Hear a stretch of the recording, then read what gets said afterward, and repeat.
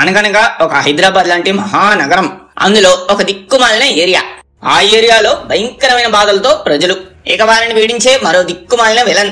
ఇన్ని దిక్కుమాలిన సిచ్యుయేషన్స్ లో నేనే మీకు దిక్కు అని జనం వెనక నిలబడి విలన్ ముందు తొడగొట్టే ఓ హీరో గారు. ఏంటి ఈ టెంప్లెట్ ఎక్కడో చూసినట్టు అనిపిస్తుంది కదా?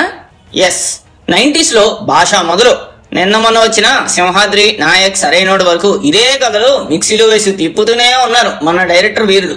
ఇప్పుడు ఇదంతా ఎందుకు చెప్తున్నా అంటే, ఛా, ఈ సినిమా థియేటర్ లో ఎలా మిస్ అయ్యాను, ఎలాగైనా ఓటీటీలో చూసేయాలని మొన్నే అర్జున్ సన్ ఆఫ్ వైజయంతి అనే ఒక కళాఖండం చూశాను. ఆ తర్వాత తెలిసింది లిటరల్లీ 2025 లో ఏదైనా మంచి పని చేశానంటే ఈ సినిమాని థియేటర్ లో చూడకుండా ఉండడమే అని. ప్రీ రిలీజ్ ఈవెంట్ నుండి పోస్ట్ రిలీజ్ సెలబ్రేషన్స్ వరకు అబో క్లైమాక్స్ కేక. ప్రపంచ సినిమా హిస్టరీలోనే అటువంటి క్లైమాక్స్ ఉండదు అని విజయ్ శాంతి గారితో సహా అందరూ ఉదరగొడితే నేను ఏదో ఊహించుకుని చూశాను మామా. చివరిగా క్లైమాక్స్ చూశాక చిచ్చి ఉంగమ్మ ఎంత మోసం చేశారా అనిపించింది. ఆ విలనంగాడి హీరో చేతికి హ్యాంకర్స్ వేసి స్ట్రీట్ లైట్ కట్టేయడం ఏందో, హీరో ఆ చేతిని నరికేసుకుని వచ్చి మరి విలన్ ని లేపేయడం ఏందో, 90mm రాడ్ ని నిప్పుల పొయ్యిలో కలిసి ఎక్కడో పెట్టినట్టుంది. చూడండి డైరెక్టర్ మామాస్, మీరు తీసే సోకాల్డ్ రొట్టకి బాగా తీసాం, కష్టపడ్డాం అని చెప్తే చాలు. ఇలా ఓవర్ గా హైప్ ఇచ్చి లేపితేనే రావాల్సిన చిల్లర కూడా రాదు.